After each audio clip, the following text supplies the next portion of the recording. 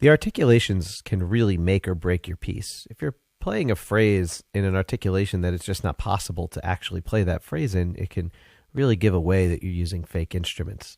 For example, if I'm using a staccato on a fast flute run,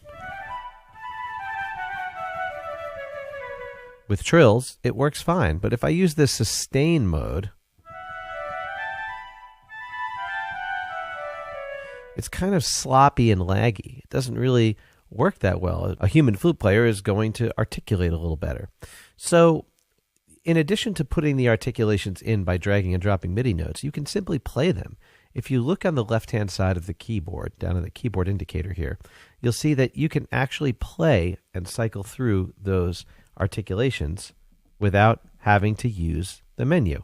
So I've got 4 articulations mapped to C0, C sharp 0, D0, and D sharp 0. Now keep in mind that those can be reassigned. So if I open up the articulation menu again, I can instantly decide that this one should not be C0. I can change the note. I can MIDI learn which note. So if I click that and hit the note, now it's going to be B-1. Let's put it back to C0. So you can decide what notes, if you have a smaller MIDI keyboard, maybe a 61-note keyboard, you don't have access to C0, you can decide which notes are going to do that. And if you're using a complete control and you're using the complete control instrument, using this inside of that, you'll see the notes lighting up on your keyboard physically, telling you what's going on. So you can map these different articulations and switch through them. And remember, they might not have all of them mapped right at the beginning. So when you get to some other slots, like I'm looking here, I don't have staccato double tongue mapped, so I'll click that. I don't have a swell, and I don't have sforzando mapped. So I'm going to map all of these, and now I have access to many.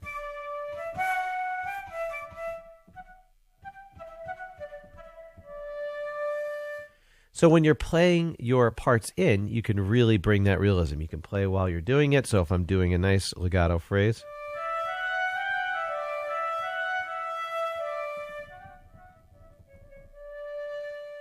and switch back and forth.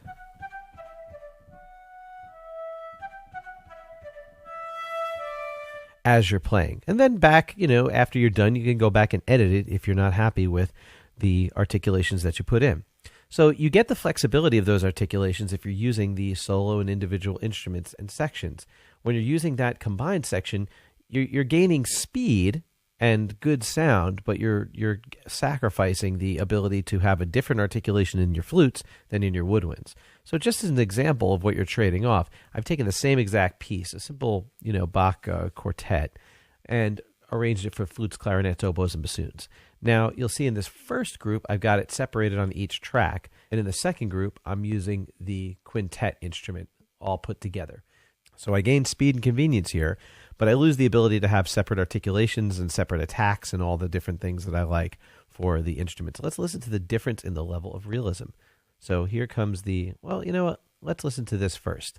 So here it is all together, and all I did was copy and paste all this MIDI there, so it's exactly the same MIDI.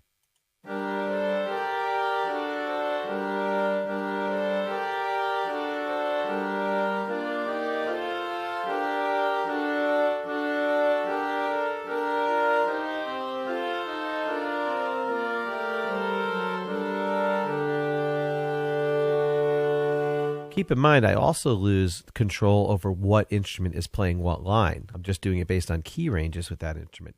Here's the same exact MIDI, but spread out amongst the individual instruments using their own articulations and their own adjustments of parameters for every single instrument. Same MIDI.